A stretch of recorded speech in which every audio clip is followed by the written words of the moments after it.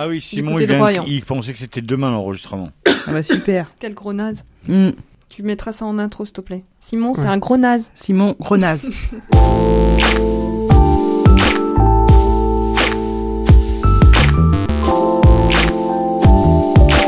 Salut tout le monde, vous écoutez Pause Vélo et c'est l'épisode 188, déjà 188 pour le canton de Vaud et les cantons suisses. Hein Ouais, 188. Oui, on dit ça comme ça dans ce coin-là. Ouais. C'est le seul coin en Belgique qui a 70, 90, il n'y a pas 80, mais en Suisse, on dit 80. On va faire une émission qui va être en partenariat avec le magazine Vélocité. Alors Vélocité, c'est le magazine de la FUB, et ça sera le numéro 175 aussi de Vélocité. On est passé devant, ça y est. Alors on peut expliquer la FUB, la fédération des usagers de la bicyclette. Voilà. C'est la fédération qui regroupe toutes les associations de promotion du vélo en France. Et autour de la table, il y a Camille. Ça va Camille ? Ça va très bien. Il y a la voix la plus sexy de tous les podcasts vélo du monde, Manu. Salut. Bonjour tout le monde. Ça va Manu ? Ça va et toi ? Ouais. Derrière ces machines, il a déjà J'aime bien parce parlé. que tu me le dis à moi quand Manu est pas là, que c'est moi qui ai la voix la plus sexy. Ouais. Et côté, mais la voix c'est le masculine la ouais. plus sexy, c'est voilà, toi. Ok. ballon d'or masculin et ballon d'or féminin. Bon, je prends. Donc, moi, j'ai une voix de merde. Non, Ouais, mais t'as un cul Non, d'enfer. mais- Et Simon va nous rejoindre en cours d'émission. Eh ben, on va commencer par toi Camille, puisque c'est comme ça. Tu veux nous parler de quoi ? Oui. Eh ben, je vais parler d'une façon originale de voyager, de manière décarbonée. C'est le délire d'une petite poignée de voyageurs seulement, avec des... Gros mollet. Non. Des... Cul d'enfer. Pas encore. Des vélos roulottes. On les surnomme les cyclonomades, car certains en ont fait plus qu'un mode de transport, mais un mode de vie à part entière. Principalement fabriqués de manière artisanale, par le baroudeur lui-même. Elles peuvent peser entre 200 et 400 kilos, voire plus. Elles se composent essentiellement d'un couchage et de rangement, avec de quoi cuisiner, et parfois même des panneaux solaires. Une tente quoi. Non, c'est Non, pas non. une tente, c'est en dur, donc c'est beaucoup plus sec. Et beaucoup plus lourd. Et puis t'as pas à le désinstaller et chaque jour Est-ce et que le tu remballer. peux lire les lignes de la main ou dans les boules de cristal après quand t'as ton vélo roulant? Si tu veux, c'est libre. Donc Est-ce que tu enlèves les chaussures avant de rentrer ? c'est conseillé. Alors on les tracte avec des vélos couchés. Ah oui. Par rapport à l'effort à fournir, et bien souvent avec une assistance électrique. Parmi les cyclonomades les plus connus par chez nous, on a en tête Max le Bourlingueur, d'origine belge, qui en a fait son mode de vie depuis 4 ans, et qui parcourt chaque jour 20 à 25 km en moyenne avec ses 3 chiens. Donc il enlève peut-être ses chaussures, mais les 3 chiens, ils viennent avec lui à l'intérieur. Ah oui. Mais Donc ça fait veut dire qu'il a pas d'adresse fixe? Exactement. Ouais, c'est cool. Ah oui, c'est vraiment dans l'esprit du nomadisme, là. Il organise même depuis 2023 un rassemblement annuel des cyclonomades 2.0. Hein, Ils doivent pas être 36. Hein. Non, ils sont 36. Ouais, dans 10 ans, ils iront à Non, non, mais Sainte-Marie-la-Mer, franchement, tu vois. En vrai, ils sont une petite quarantaine, quoi, autour dans les pays francophones, quoi. Ok. Autour de nous. Un rassemblement dans lequel on peut retrouver un autre voyageur réputé, alors attention, Sunshine Freeman, qui lui en fait un mode de voyage depuis 10 ans, accompagné de son chien et bien souvent de sa petite fille. Le reste de l'année, il reste dans le thème par son activité professionnelle en fabriquant des vélos roulottes. Je dois aussi citer un jeune homme, J-Day, alias, alors attention, le nomade du futur, qui vit sur les routes avec sa roulotte de 400 kg, tractée aussi par un vélo couché. Il arrive à allier ce mode de vie et de déplacement avec son gagne-pain, non pas en lisant dans les boules de cristal, Xavier, mais en exerçant le métier de photographe ambulant et en vendant des photos, des cartes postales et des objets dérivés. Enfin, je termine par le plus électron libre de tous, un ovni, qu'on ne peut catégoriser dans aucun domaine du voyage à vélo. Il s'appelle Félix. Alors, c'est un jeune ingénieur trentenaire qui sillonne les routes depuis 5 ans. Avec une soucoupe volante. Quasiment.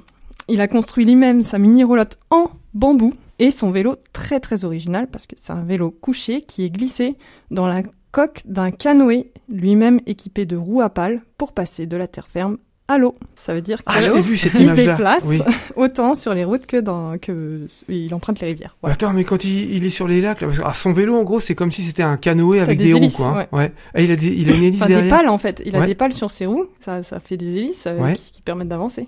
Ça doit être sympa quand tu sais, des fois, t'as des anciennes routes, chemins à gué, et puis que tu vois l'autre route en face, mais en fait, tu peux pas y aller, quoi. Et avec lui, avec son moyen de transport, il arrive à traverser la rivière, quoi. Ouais, traverser ou même quand il y a du dénivelé. Si tu empruntes la rivière au cœur de la montagne, bah tu te tapes pas tout le dénivelé, quoi. C'est impressionnant. Ouais. Ils ont tous des noms de youtubeurs, d'influenceurs. Alors en fait. Félix, c'est vraiment son vrai Ils prénom. sortent lui. tous de chez Mad Max surtout. Ouais. hein. Ouais, il y a un côté. Mais alors, lui, il est vraiment à part. Sa roulotte, donc, elle est assez légère pour être tractée, comme elle est en bambou. Elle est assez isolée pour y dormir l'hiver, parce qu'il est vraiment à 100% du temps, il est nomade, lui. Et on y trouve un matelas, un coin pour cuisiner ou écrire, et même un petit poêle à bois. Mais son convoi exceptionnel n'est pas seulement ce qui fait de lui un voyageur à part, c'est aussi parce qu'il vit avec une compagne improbable, une poule. Prénommée Shepa, parce que quand on lui demande comment elle s'appelle, bah il répond je sais pas. Après tout. Voilà. Donc Félix a traversé entre autres le Jura, la Savoie, la Suisse, le Massif central, hein, il a pas peur. Ah, puis des trucs avec Ouais. du dénivelé, quoi. Alors bon, du dénivelé, mais du coup il fait l'apologie de la lenteur en se déplaçant à 8 km en moyenne. Et il définit son chemin au gré des rencontres, de la météo, du dénivelé. Il vit de cueillettes et de dons, avec la garantie de manger au moins un œuf par jour, du coup. Ah bah oui. C'est un sacré personnage, qui a quelque chose du poète. Pour lui, c'est pas du tourisme, c'est habiter autrement. Et quand on lui demande ce qu'il entrevoit de son futur, il répond, comme pour sa poule, je sais pas. Vous pouvez retrouver tous ces voyageurs inspirants et hors du commun sur les réseaux sociaux, donc Max le Bourlingueur, Sunshine Freeman et le nomade du futur. Et Félix et sa poule, pas quelqu'un de très présent sur les réseaux sociaux. En revanche, vous avez l'épisode 7 d'En Passe-moi les jumelles, qui est un super reportage sur lui, et puis aussi un film, je crois, Le voyage minimaliste de Félix. Et je vous invite à aller le visionner parce que c'était dur pour moi de le résumer en quelques lignes. Il y a beaucoup à dire sur lui.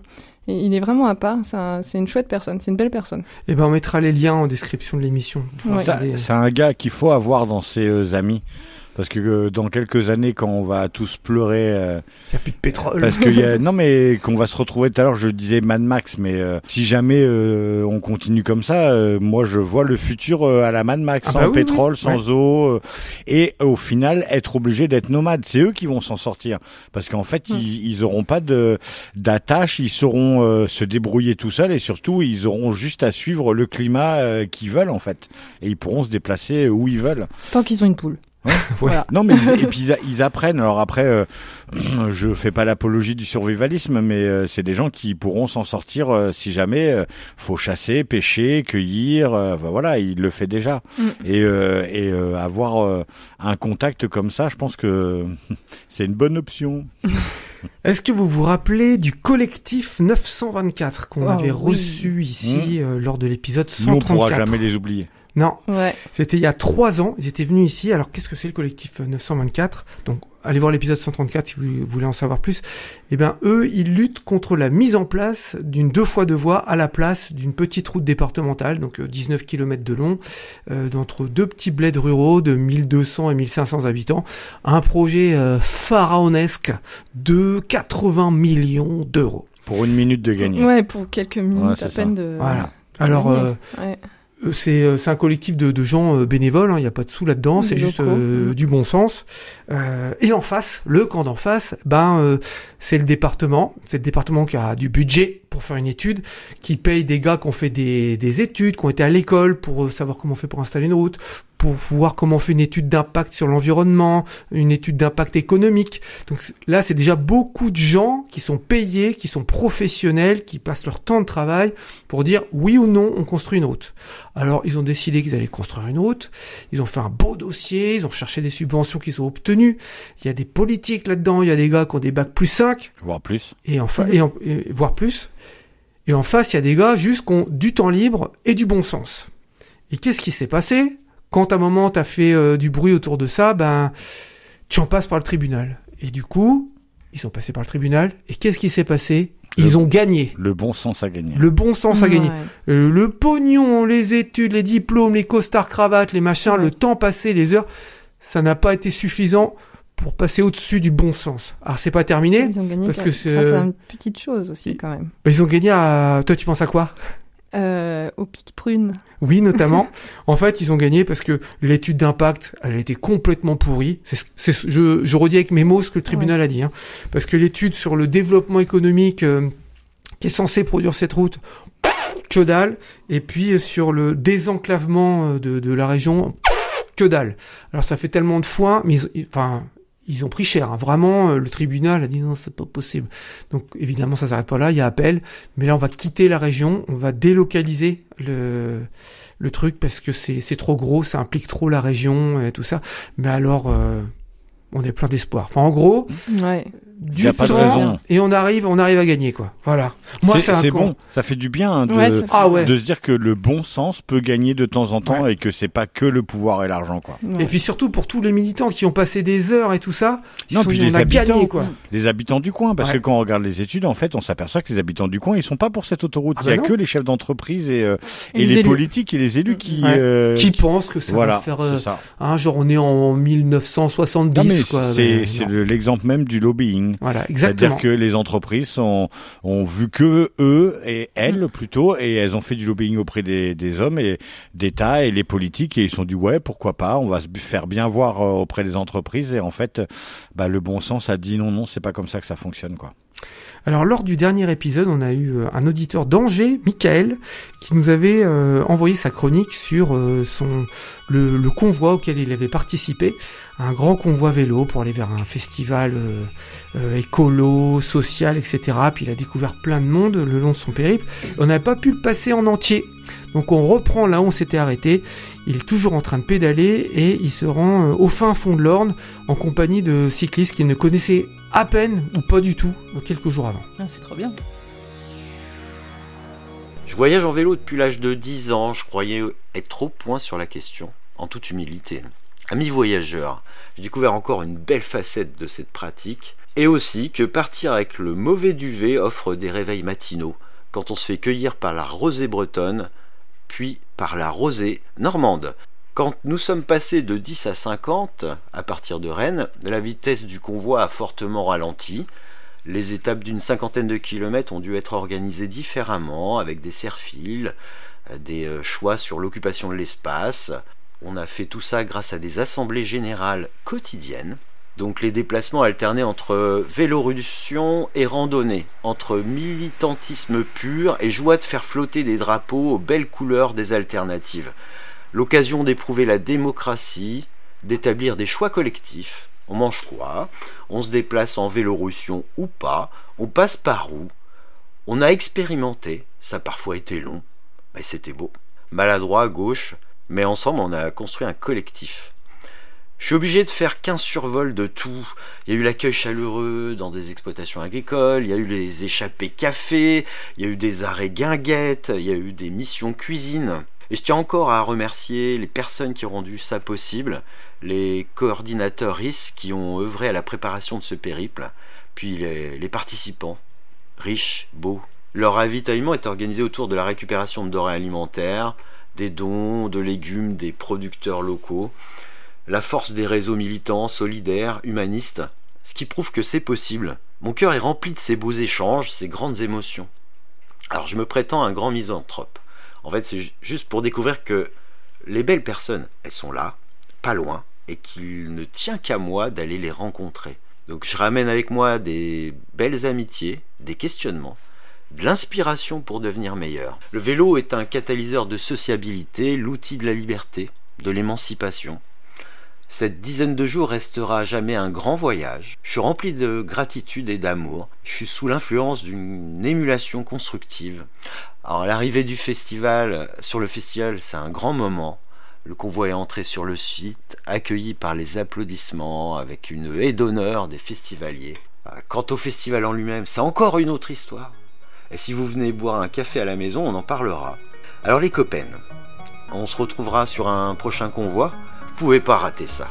Je vais conclure en disant que je suis vraiment fier d'être membre de l'Adelphité des cyclistes. Et je vous dis à bientôt sur les routes. C'était Mickaël.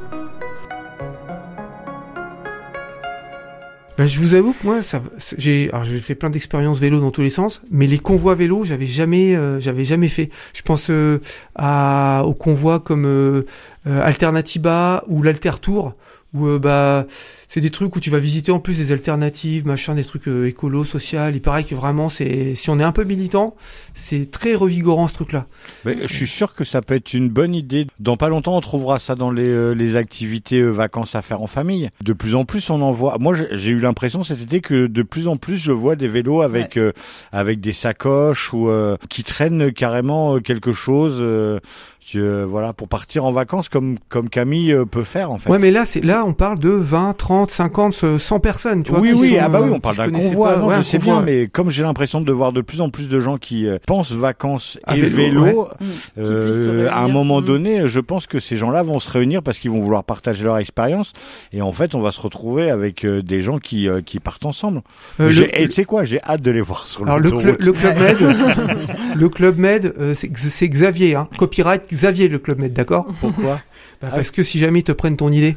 Ah oui, mais non, quand c'est des bonnes idées, j'offre. Voilà. C'est le bon sens. On était dedans. Oui, on était dans le thème du bon sens. On a parlé du bon sens, exactement. Donc, ceux qui le pourront, tant mieux, hein, faire 2000 km pour partir en vacances en jet privé ou je sais pas quoi, juste pour aller sur une belle plage de sable blanc. À un moment donné, il va falloir se dire qu'il va falloir remettre ça de côté et les gens, vers quoi ils vont se retourner? Vers peut-être les activités locales. Donc, du coup, ils penseront moins grand en termes de déplacement, mais peut-être plus enrichissant à proximité. Moi, je me déplace en vélo privé. En Uber Bike. Uber Bike. Alors, le Vélocité numéro 175, le numéro de le magazine de la FUB, de la Fédération des usagers de la bicyclette, a traité des résultats du baromètre vélo 2025. Alors, le baromètre vélo, c'est quoi? C'est tout le monde, tous les cyclistes, tous ceux qui font du vélo dans toute la France, qui répondent à un questionnaire sur le site de la FUB, et puis ça permet de faire une grande étude. Alors je sais pas combien de milliers de personnes ont répondu, et du coup ces résultats-là, ils sont traités en partie dans le magazine, et il y a surtout un classement. Alors explique-nous un petit peu plus, Manu. Oui, alors les cyclistes ont identifié tous les axes à améliorer, ainsi que les progrès. Parce qu'il faut rester positif, évidemment. Donc, 930 lieux connaissent des avancées concrètes massives depuis 2021. Donc, les super champions. Ouais, les bons, quoi. Voilà. Les super champions. C'est la Voie lyonnaise numéro 1, l'Hypercentre de Toulouse et la rue de Rivoli à Paris. Ah oui, ça, la rue de Rivoli, très symbolique. Ouais. Et donc, tous ces avis positifs sont une conséquence nette lorsqu'il y a un aménagement financé par les fonds de mobilité active. Ouais, et je précise, c'est tous les 2 ans, le baromètre vélo, parce que la rue de Rivoli, ou 4 ans. 4 ans, tous les 4 ans. Et ça aurait pu être fait plus tôt, quoi, du coup, pour la rue de Rivoli. Pardon, je t'ai coupé la parole. Oui, mais ça va pas, non? Quelle honte! Elle me regardait avec des yeux noirs, il y avait un blanc, mais c'était les yeux noirs. Elle me regardait mal. Non, je me suis dit comment je vais rebondir à ça. Tu continues comme si j'avais rien dit. Oui. Donc, il est grand temps, selon la FUB, de relancer évidemment un grand plan vélo national afin de doter de moyens financiers les collectivités, sécuriser les trajets du quotidien, faire du vélo une véritable alternative à l'automobile, tant en milieu urbain qu'en milieu rural. Donc évidemment, ce soutien financier est un véritable pilier à l'essor de l'utilisation du vélo. Toutefois, néanmoins, il existe d'ores et déjà des mesures toutes simples et peu coûteuses pour les collectivités. Donc, par exemple, repenser la circulation en mettant en place un plan de circulation, requalifier l'existant en sécurisant, par exemple, les voies vertes. Deuxièmement, généraliser les 30 km/h en centre-ville. C'est en train de se faire petit à petit, ça. Ouais. Et adapter et entretenir les aménagements pour les vélos et pour les usages, le confort et la sécurité. D'accord, ok, leçon retenue. Ok, et ça coûte pas cher. Donc, on va décerner les Oscars. Ouais, il y a plusieurs catégories, hein. Selon la grandeur de la ville, du bourg, du village. Alors, quelles sont les 5 catégories ? Alors, les 5 catégories. Number 1, on commence par les petits parce que c'est important. Les bourgs et les villages. 2e, les communes de banlieue. 3e, les petites villes. 4e, les villes moyennes. Et 5e, les grandes villes. Bravo. Ouais, je suis. C'est trop fin. Alors, les villages et les bourgs. Donc, on va essayer de trouver où cela se situe. Vous êtes prêts? Ouais, vas-y, je suis chaud là. Vous êtes chaud? Je suis Allez. attaquée. Notre-Dame-des-Monts. Je sais. C'est le numéro 1, ça? Ouais. Faut que tu dises le numéro. Number one. Notre-Dame-des-Monts, c'est... C'est en Vendée, Ouais. à côté de Noirmoutier. Noirmoutier, ouais, c'est Voilà. ça. Ouais. Je suis contente. Numéro 2. Vieux Boucon. Attends. Le vieux Boucau. Ah, tu t'es pas très poli. Le vieux Boucau? Attends, ça me dit quelque chose. Ah Attends, oui, attends, Vieux attends. C'est Boucau. dans les Landes, ça. C'est sur la côte atlantique, au-dessus de Bayonne. Numéro 3. Numéro 3, Soulac-sur-Mer. En Gironde. Voyons. Soulac-sur-Mer. En Gironde. En Gironde. Ça. Deuxième catégorie, les communes de banlieue. Donc, en numéro 3, nous avons le Bourget-du-Lac. Où est-ce? En région Aucune idée. parisienne. Oh, les communes de banlieue, c'est chaud. Hein. J'en Ouais. sais rien. C'est les Pyrénées, dans le les lac Alpes. du Bourget, en fait. Ouais, ouais. Dans... En deuxième, nous retrouvons le Tèche. Ah, ça, c'est au bord du bassin, comme dirait Simon. C'est à côté du bassin d'Arcachon. Bravo. Et en notre winner Number des communes bike de banlieue, Saint-Aubin de Médoc. Bah, Bah, dans le Médoc. dans le même coin. Non, mais c'est vrai que ce C'est coin-là... vachement pratique, hein, les villages qui ont des appellations d'origine contrôlée Ouais. dans le nom, quoi. Le En Médoc, en et vrai, toi, c'est vraiment un coin juste- vélo. Hein. C'est la banlieue de Bordeaux. Voilà. Ouais, lointaine. Ouais. Ah, quoique. Non, non. Ouais, Eh, pas en si- fait, pas si loin. il y a beaucoup de trucs du côté de l'Atlantique quand même. Hein. Ouais. Mais en fait, il y a la Vélodyssée, il y a plus de touristes, peut-être ça... Ouais, mais tu sais, les Encourage. élus, s'ils veulent pas, ils veulent pas. Hein.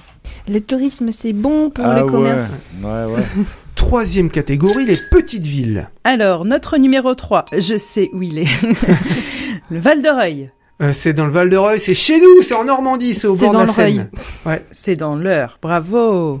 Et je suis, alors pour Vélotopia 2, le futur documentaire qui sortira l'année prochaine, je suis allé tourner là-bas. Voilà, fin de Bravo. la parenthèse. Numéro 2, Bretignolles-sur-Mer. Oh, ça me dit quelque chose, ça. Voilà, c'est en Vendée. Bravo. Ouais, encore une fois, l'Atlantique. Ouais, c'est Ouais. vrai. Mais il y a Ouais. la vélo maritime, là. Pisé Non, mais- plat, c'est des Non, endroits mais plats. tant mieux, si ça peut donner des idées aux autres. Que d'autres se disent, nous, on n'a pas la mer, mais on veut des vélos. Et alors, le numéro 1, un, notre grand gagnant des petites villes, c'est Andernos-les-Bains. Dans la baie d'Arcachon. Dans la baie d'Arcachon. Ah ouais, mais c'est fou ce coin-là. Dans hein. le c'est bassin. Non, mais pour y être allé, c'est vrai que j'ai halluciné. Et sans Vraiment. déconner, Simon, il y est tous les week-ends, Eh et oui. il nous a pas jamais ramené un reportage de là-bas. C'est une franchement, honte. Quel c'est gros naze. honteux. Encore un gros naze. Ouais. Allez, dans la catégorie des villes moyennes à présent. Numéro 3. Numéro 3, on retrouve La Rochelle. Ah, Ça, pas on mal. Ah, je sais. C'est à La je- Rochelle. C'est, Ouais. ouais. Charente. Voilà. Bah, c'est à côté de la mer encore. Encore la mer. Souvent, hein. Numéro 2. Gujan-Mestras. Oh, C'est c'est une pareil. grande ville, ça? C'est ouais, Attends, c'est attends, c'est en attends. dessous du bassin d'Arcachon. Ouais, c'est sur le juste bassin à côté. d'Arcachon. Oh la En vache. fait, Andernos, c'est d'un côté du bassin et Gujan juste en face, à Bah, en l'opposé. fait, tous les cyclistes, ils habitent là-bas ou il y Non a mais un c'est truc c'est hyper aménagé, c'est culturel dans ce Non, mais coin-là. tant mieux, C'est plat. Ouais, c'est bien, Ah, ouais, c'est c'est génial. plat, C'est ouais. plat, Faut y c'est aller. pas la Ouais. montagne. Ah ouais. Tu sais. Ouais. Et dans la catégorie des villes moyennes, le numéro 1 Notre est grand gagnant est Bourg-en-Bresse. Bourg-en-Bresse. C'est à côté de Bourg-en-Bresse, ça? Ouais, c'est pas loin. Mais alors, elle a raison, ça se dit Bourg. Oui. On Ouais. prononce le G? Oui, c'est vrai, ouais. J'ai appris ça grâce au foot. Ah bah. Les journalistes sportifs, à chaque fois, je dis, on dit pas Bourg-en-Bresse, on dit, et non, et en fait, on dit À Bourg-en-Bresse. côté de Mâcon. Et alors la catégorie reine, les grandes villes Les de grandes France. villes de France. Numéro 3. Numéro Bah, Bordeaux. 3. Oh, je dirais Ah non, Rennes. 3. Rennes, moi, je dirais. Bravo, Rennes. Ah, Rennes. Bien, ouais. Ouais, parce que j'y passe souvent à vélo et à chaque fois, je m'extasie. Vraiment devant les aménagements. Numéro 2. Strasbourg. Ah oui, Ah normal. Oui, évidemment. Ouais. Ouais. Et numéro de l'Allemagne. 1. Et notre très grand Bordeaux. gagnant. Ouais, si c'est pas Bordeaux, si c'est pas un truc du côté d'Arcachon, je comprends pas. Ouais, c'est la mer. Non, Non, Eh ben non, non. c'est pas la mer. Pareil. you lose. C'est C'est Grenoble. Ah, et de la montagne. Ouais, Eh c'est ouais. bien. Même pas Mais de la qu'est-ce qu'ils font là Et cependant, Grenoble C'est les est la ville la plus plate de France. Ah alors ouais. que c'est au milieu des Arrête. montagnes. Ah oui. Ouais. Ouais, t'es dans Là, une c'est dans une cuve, hein, cuvette, ouais, ouais. c'est ça. Voilà. Bon bah bravo Grenoblois, Grenoblois, Grenoblois. Bourg-en-Bressois, en Andernossois, Et puis tous les gars de la côte Saint-Aubin-du-Médocois et Non, mais c'est Notre-Dame des vachement Montois. bien. Ça se trouve, ça, c'est les prochaines flux migratoires de cyclistes. Ouais, on ira Tiens, tous on va, là-bas. on va aller tous- On va faire des convois. on va partir en week-end en avec vélo Simon. roulotte jusqu'à voilà, on relie tout là. Est-ce que vous connaissez Léry Giquel? Est-ce que ça vous dit quelque chose? Pas du tout. Important, c'est un grand influenceur vélo. Il a fait plein de trucs. Je l'ai interviewé et vous allez voir, ça va vous dire quelque chose après. Ah d'accord. Gros influenceur vélo, Léry Giquel. Comment ça va, Léry? Ça va, ouais, c'est la première fois qu'on me qualifie comme ça. Attends. Alors peut-être, Léry, peut-être d'autres te connaissent sous le nom de Vélook, sous le concentré vélo, le podcast vélo, le job vélo. Enfin, T'es un peu partout. Donc, moi, je t'ai connu avec Velux. C'est la première structure que tu as montée autour du vélo. Exactement, ouais. C'était un blog. C'est toujours un blog d'ailleurs. Ouais. Donc, Velux, pour moi, c'est le vélo de seconde main. Puis, c'était surtout l'endroit pour trouver où sont les bourses à vélo, quoi. Exactement. Ouais, le vélo, ça a vraiment été fait pour aider celles et ceux qui n'ont pas de cousins, de tantes ou d'amis ou de collègues qui savent trouver des vélos d'occasion. Et donc, je donnais tous les tuyaux pour en trouver, que ce soit en ligne, en magasin ou dans une association de réparation. Et puis, très rapidement, je me suis rendu compte que le meilleur moyen, c'est les bourses au vélo, souvent tenues par des assos hyper volontaires, avec des prix très intéressants, avec des gens qui sont capables de te dire si le vélo est en bon état ou pas, et avec des prix super attractifs, tout en donnant une commission à des assos qui s'engagent. Donc, j'ai monté ces petits agendas en ligne des bourses au vélo qui continuent de vivre et de fonctionner. D'ailleurs, il faudrait qu'un de ces quatre, je fasse un concours des meilleures affiches parce que tu n'as pas idée de la créativité des personnes qui créent des affiches pour les bourses au vélo. Ah, ça serait une excellente idée, ça. Tu nous diras quand tu feras ça. Ouais. Alors ensuite, tu as monté le Concentré Vélo, qui est une newsletter, en fait, où tu fais une espèce de veille de l'actu vélo. Et puis, c'est toutes les semaines où tu sors un... Ouais, exactement. C'est tous les jeudis matins à 7h pétantes. Et c'est une revue de presse avec un ton badin. Alors, c'est mon père qui a trouvé le mot. Moi, je ne savais pas trop comment qualifier ça. C'est un peu pince sans rire, c'est un peu taquin, c'est un peu... c'est pas trash, mais c'est un peu différent, on va dire. Et puis, c'est vraiment une revue de presse. Moi, je partage 8 actus chaque semaine sur le vélo en France ou ailleurs. Et le plus souvent, des actus qu'on ne trouve pas sur les réseaux sociaux facilement. Je vais vraiment les chiner aux 4 coins du monde et même sur des médias indépendants français et autres pour faire grandir la culture cyclable de ceux qui apprécient ou qui travaillent dans le secteur du vélo.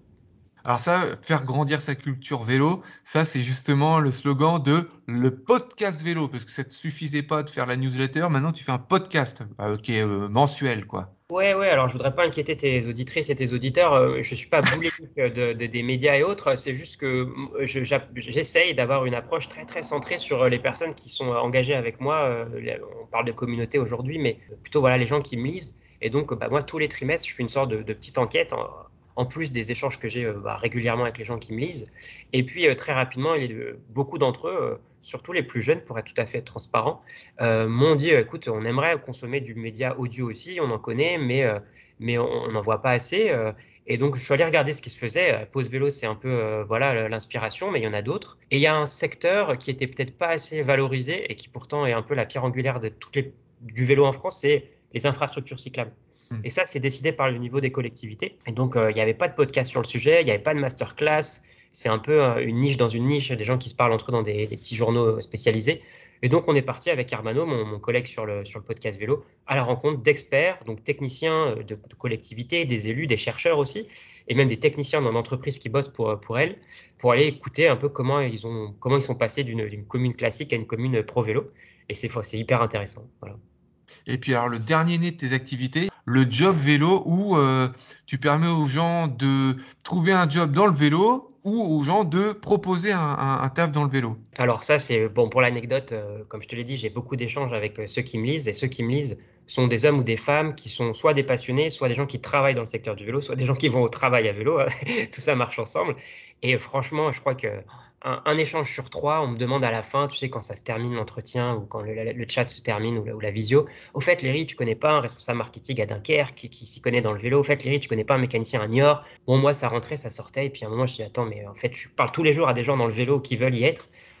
Qu'est-ce qu'on peut faire pour les aider, hein? C'est vraiment cette optique-là. Et puis moi, je suis pas quelqu'un qui a une vision très, très, très large et qui voit très loin. J'aime bien tester rapidement, faire des choses et puis voir si ça marche. Et aujourd'hui, je ne vais pas rentrer dans le détail, mais avec le numérique, on peut, sans être développeur, créer des sites d'emploi. Et donc, j'en ai lancé un. Et puis aujourd'hui, écoute, ça fonctionne bien. Il y a plus de... Juste le mois dernier, il y a 550 personnes qui ont postulé à une offre grâce au Job Vélo. Yeah. Je ne suis pas capable de mesurer s'ils ont été recrutés ou pas, hein. Il y en a beaucoup il y a de tout. Mais en tout cas, j'ai un taux de recommandation des recruteurs qui n'est pas encore assez bon à mon goût, mais je le donne parce qu'il faut être transparent. Sur 10, il est de 7,77 sur les 20 derniers recruteurs qui ont répondu après à l'enquête tous les mois. Et donc, voilà, j'ai une marge de progression, mais j'essaye d'apporter de la valeur ajoutée au secteur du vélo. Et puis, je le place au passage. Ce n'est pas un secteur qui a beaucoup d'argent, même si les prix des vélos électriques peuvent paraître importants. En fait.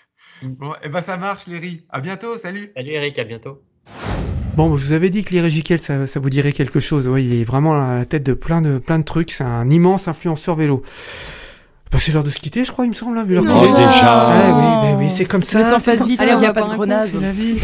N'oubliez pas de nous liker, de nous partager, de nous commenter, de nous faire diffuser si vous avez des copains sur des radios à droite à gauche, ou si vous avez envie de participer à l'émission, de nous envoyer vos chroniques enregistrées depuis votre téléphone. Ça marche aussi. Non. Et les trucs aussi, si vous jamais vous entendez parler de belles initiatives à côté de chez vous, Oui. montrez-les nous, envoyez-nous un lien et nous on en parlera.